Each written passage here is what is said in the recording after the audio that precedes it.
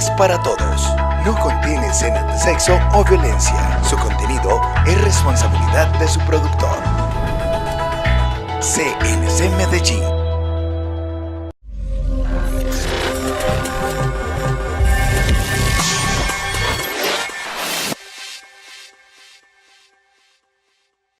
Bienvenido nuevamente a su programa Guerrero Abogados. El día de hoy me encuentro con la doctora Stephanie Botero y estaremos hablando un poco y analizando un poco lo que tiene que ver con el proceso legal de restitución de bien inmueble arrendado. Es un proceso que es ligado precisamente a ese contrato de arrendamiento que en pasadas oportunidades pudimos expresar en cámaras y poder resolver todas las dudas e inquietudes que tenían los televidentes frente a ese importante tema.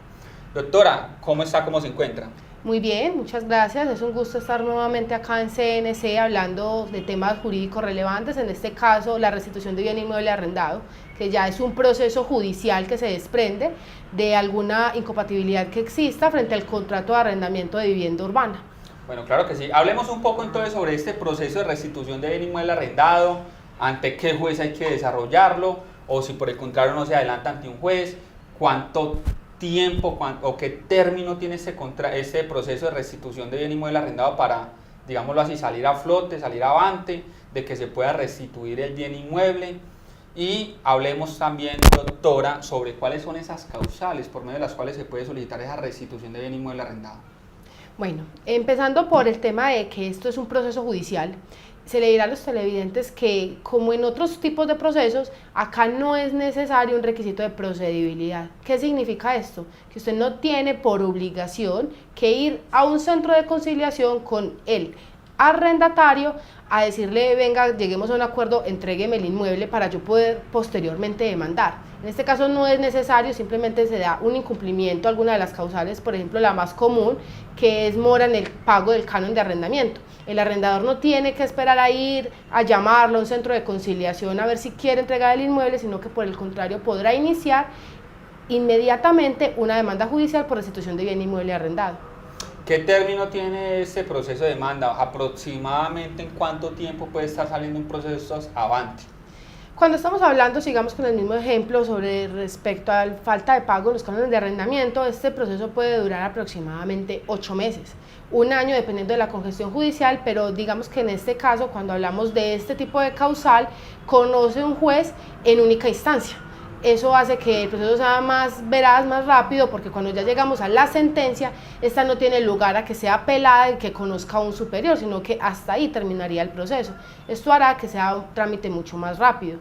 Toda vez que también hay que tener en cuenta que los procesos judiciales se mueven dependiendo de la facilidad que exista para poder notificar al demandado. En este caso, si es el arrendatario, puede ser un poco más simple. Por ejemplo, doctor, en el contrato de arrendamiento que celebrado por las partes se dice que la dirección de notificaciones va a ser del arrendador, donde el dueño del inmueble o lo que ellos pongan, lo que se pongan ahí, pero podrá ser que el arrendatario no diga cuál va a ser la dirección, se entenderá que es donde está habita el inmueble que se pretende restituir. Entonces es muy simple, porque ya admitida la demanda se procede a realizar la respectiva notificación judicial, que se hará en el lugar del inmueble que se pretende hacer la restitución. Pero si se pactó otro tipo de dirección, se deberá de hacer en esa dirección, buscando que el arrendatario proceda a comparecer al proceso. Bueno, claro que sí, y lo que la doctora explica es muy importante, porque precisamente este procedimiento de restitución de bien inmueble arrendada no significa siempre pues que es que el arrendatario está cometiendo un error en el proceso. Por eso es que ese arrendatario, en este caso del ejemplo que estamos manifestando, es aquella persona a la cual se le va a notificar de que existe una demanda para que ¿qué? Para que pueda hacer uso del derecho de defensa y contradicción y decir, no señor arrendador, las cosas no son como usted las está planteando en el despacho judicial. Doctora, hablemos también de qué sucede si ese arrendatario no asiste, no va al despacho judicial a notificarse, se le manda una notificación, una citación para que se notifique personalmente al despacho y no va, posteriormente se le manda una notificación por aviso y tampoco va. ¿Qué sucede en ese tipo de situaciones? Bueno, lo que sucede es que nosotros debemos, como abogados en todo el trámite del proceso judicial, se debe dar la oportunidad que las personas se queden plenamente notificadas para darle el uso de su derecho de defensa. Así que posteriormente, después de realizar una citación personal, una notificación por aviso, indiscutiblemente esa persona es renuente a entrar al proceso, se le va a nombrar un curador, que es un abogado de la lista de auxiliares de la justicia, para que sea este quien conteste la demanda. Eso es un tercero que simplemente tiene que venir al proceso, se le da el traslado de la demanda y deberá de contestar. Y ahí es cuando empiezan a correr unos términos, se contesta, y ¿qué más va a decir una persona que es ajena a todo este trámite judicial? Que no sabe lo que se está dando, que se va a tener a lo que se pruebe dentro del proceso, nos vamos a audiencia, la persona sigue sin asistir, lo que va a salir en este tipo de procesos es una sentencia que condene al demandado, y en este caso salgan avante las pretensiones del demandante, que ¿cuál más será? Que se da la restitución de ese bien inmueble arrendado que se encuentra en manos del demandado, en este caso el arrendatario. Se procederá a hacer una visita al inmueble y que se haga la respectiva entrega, porque hay sentencia judicial que respalda el poder hacer todo este tipo de trámite. Posteriormente, si no se han pagado los cánones de arrendamiento que se estén adeudando, sean 5, 6, 7 meses, con esa sentencia se procede a realizar un cobro como proceso ejecutivo, porque esta sentencia presta ese tipo de mérito y se podrá entrar a embargar lo que ese vencido en juicio tenga. Claro que sí. Bueno, y supongamos, doctora, que es el caso y la hipótesis que es más común en Colombia, es que el arrendador solicita la restitución de bien inmueble porque es que el arrendatario no le quiere pagar. En ese tipo de situaciones, doctora, supongamos que la persona que es demandada, es decir, el arrendatario, sí se notifica para poder ser oído, escuchado dentro de ese proceso judicial. ¿Qué podrá hacer esta persona que fue demandada? Claro, doctor. La ley 820 del 2003 señala unos requisitos que se deben de tener. Además de esto, el Código General del Proceso, en el artículo 384, dice expresamente que cuando estamos sobre la causal de mora en el pago de los cánones de arrendamiento, el demandado, en este caso el arrendatario, deberá de demostrar que obviamente se den dos posturas. Tengan los recibos de los últimos 3 meses de que sí ha cancelado el pago de esos cánones de arrendamiento. Entonces, con la contestación de la demanda aportará esos respectivos recibos para que esa contestación sea tenida en cuenta por el despacho. Si no los tiene, lo que deberá de aportar es una consignación a la cuenta de ese despacho judicial de los cánones de arrendamiento que adeuda, y así su contestación será oída, porque si no procede ninguna de estas dos y contesta la demanda, esta no va a ser tenida en cuenta. Haga de cuenta que esa persona no contestó y el proceso va a seguir adelante. Claro que sí, doctora. La otra pregunta tiene que ver directamente con el procedimiento. En ese procedimiento de restitución de bien inmueble arrendado, ¿qué sucede cuando desea contestar el arrendatario? ¿Qué debe contestar o qué excepciones puede proponer en esa demanda? Bueno, si el arrendatario ante este proceso de demanda, él dice, es que yo sí he pagado, no entiendo por qué el arrendador me está demandando, yo tengo prueba de que he pagado, como anteriormente contesté, ¿qué procede? Puede excepcionar el pago del canon de arrendamiento, o puede darse otra opción, y es excepcionar que él desconoce a ese arrendador. ¿Por qué? Porque en este tipo de procesos se puede dar que una persona quiera usar este tipo de proceso para volver a recuperar un inmueble donde él es el dueño, pero que no se ha celebrado ningún tipo de contrato de arrendamiento. Ese es el caso, por ejemplo, de que la persona no es el arrendatario, sino que sí es el dueño del inmueble, o sea, está ahí haciendo una posesión del mismo, entonces él desconoce que exista un arrendador. En este caso se entra a probar dentro del proceso si lo que estamos hablando es una persona, el demandado es un mero tenedor, en ese caso es un arrendatario, o contrario a esto, es una persona que está habitando el inmueble, desconoce a ese arrendador, no paga cánones de arrendamiento, él es el que se hace al uso, goce y disfrute de la cosa, es el que paga el impuesto predial, es el que paga la administración, servicios públicos y hace todo tipo de mejoras. Si procede alguna de estas excepciones y sale una sentencia que dice, por ejemplo, procede el pago del canon de arrendamiento por parte del arrendatario, procederá una sanción al arrendador por haber impuesto una demanda sin que salieran adelante sus pretensiones.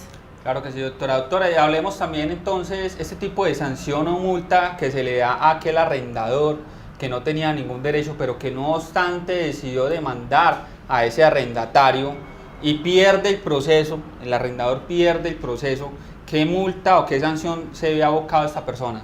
La sanción que existe en este proceso, además de la condena en costas, será una sanción del 30% de lo solicitado en las pretensiones de la demanda, porque no es válido dar a conocer que usted va como arrendador y dice es que a mí no me ha pagado ningún canon de arrendamiento, pero se da con un arrendatario juicioso que guardaba todos los recibos de cada pago, los comprobantes de pago.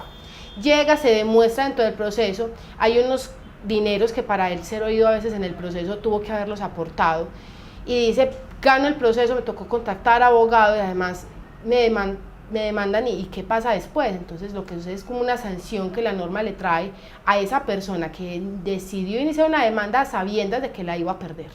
¿Qué recomendaciones se le pueden dar a todos los televidentes frente al momento de la celebración de los contratos de arrendamiento para tratar de mitigar los efectos precisamente de aquel deudor o arrendatario moroso que indiscutiblemente se niega a pagar el canon de arrendamiento y se niega también a desalojar el inmueble? Bueno, existen varias cláusulas como es respecto a la voluntad de las partes se podrá pactar. Por ejemplo, que al incumplimiento de alguna de estas causales proceda una cláusula penal. Esto es muy dado en muchos tipos de contratos civiles.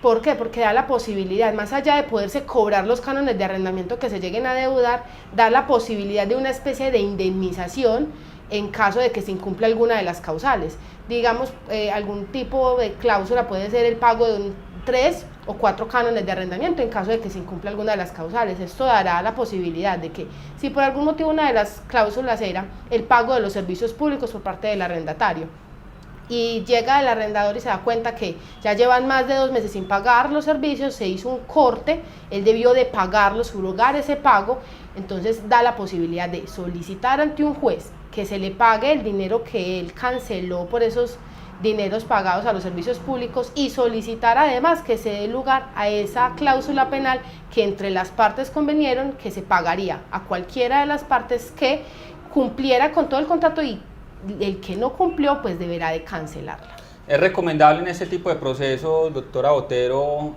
poner algún codeudor en el contrato? Porque imagínese, doctora, que por ejemplo se ponga esa cláusula penal, el arrendatario se niega a pagar, entonces ya suma la cláusula penal más los cánones que se encuentra adeudando, pero indiscutiblemente no tiene nada que embargarle, secuestrar bienes, no tiene de dónde y tampoco pues obviamente para poderlo rematar. En ese orden de ideas, ¿es posible entonces poner un codeudor para que esta persona supla esa obligación, esa carga que tiene el arrendatario? Claro, doctor, el tema del codeudor da una posibilidad al arrendador de poder cobrarse ese dinero en caso de que se entre en alguna causal que incumpla el contrato, como usted lo planteaba.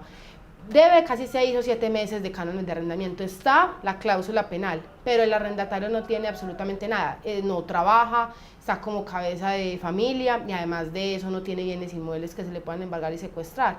¿Qué procede ahí? Si hay un codeudor, se le podrá entrar a cobrar a esta persona lo que se está deudando.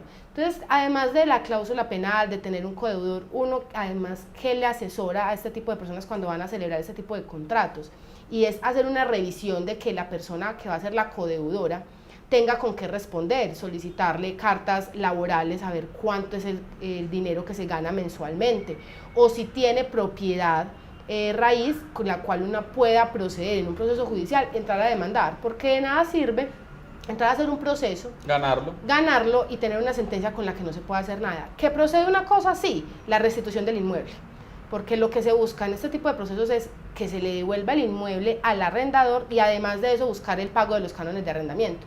Puede ser que procedan ambas, como puede ser que la otra persona no tenga nada, que se le pueda demandar y embargar, procederá solamente a la entrega del inmueble. Entonces uno en este tipo de contratos lo que busca es que las personas queden muy blindadas, en este caso el arrendador, que en caso de que se llegue a dar algún incumplimiento tenga cómo recuperar su dinero. Javier Valencia, desde la ciudad de Bello, Antioquia, se ha comunicado con nuestra oficina y consulta qué o cómo es posible adelantar el pago de esos cánones de arrendamiento mientras se adelanta el proceso de restitución de bien inmueble arrendado. Bueno, lo que sucede es que la norma prevé que estos cánones deberán de pagarse a la cuenta del juzgado donde se está realizando el trámite. o podrá hacerlos a nombre del arrendatario, pero que éste le expida una certificación o constancia de ese pago y que posteriormente se proceda a través de memorial, dárselos a saber al juzgado, porque si usted no se hace este tipo de cosas, o usted ni le consigna a la cuenta del banco del despacho judicial, ni le paga al arrendatario, lo que hace es constituir en más mora de lo que está en este trámite judicial. Así que esa es la recomendación que nosotros damos. ¿Es posible, doctora Botero, en este tipo de procesos adelantar una solicitud de una medida cautelar ante el juez de embargo de bienes? Esa pregunta no lo hacen mucho porque, digamos, existe una persona que dice: yo estoy demandada en un proceso, yo soy el arrendatario moroso si no he cumplido, pero tengo miedo a que me embarguen el salario, porque entonces yo de qué voy a vivir, yo tengo muchos gastos. Siempre suceden ese tipo de cosas. ¿Qué procede? Que admitida la demanda, se podrá solicitar el embargo o de algún inmueble o del salario que devenga el demandado, pero deberá de prestar una caución. ¿Por qué? Porque aquí no estamos como en los procesos ejecutivos, que inmediatamente podemos solicitar al embargo de los inmuebles o de los salarios, sino que estamos en un proceso que hay que entrar a demostrar si es verdad o no que se cumple la causal, por ejemplo, mora en el pago del canon. Entonces, para evitar un perjuicio al demandado, se solicita una caución que deberá de pagar el demandante. En este caso puede ser una caución, digamos, cualquier cosa de 1 millón de pesos. Entonces, si el demandante quiere realizar que se haga ese embargo, deberá de consignar a la cuenta del juzgado ese 1 millón de pesos, que es como una especie de dinero que se va a tener en caso de que salga la sentencia y vencido en juicio el demandante o el demandado, se procederá a la entrega de ese dinero y se harán los respectivos embargos. Si es de salario, a la empresa donde está trabajando. Si es de inmueble, se hace la respectiva inscripción, el certificado de libertad de este inmueble. Si sale la sentencia y efectivamente no había pagado nunca los cánones de arrendamiento y procede a cobrarse el demandante, ya procederá el secuestro y remate ya posteriormente del inmueble. Pero hay que tener en cuenta que tiene que haber una caución.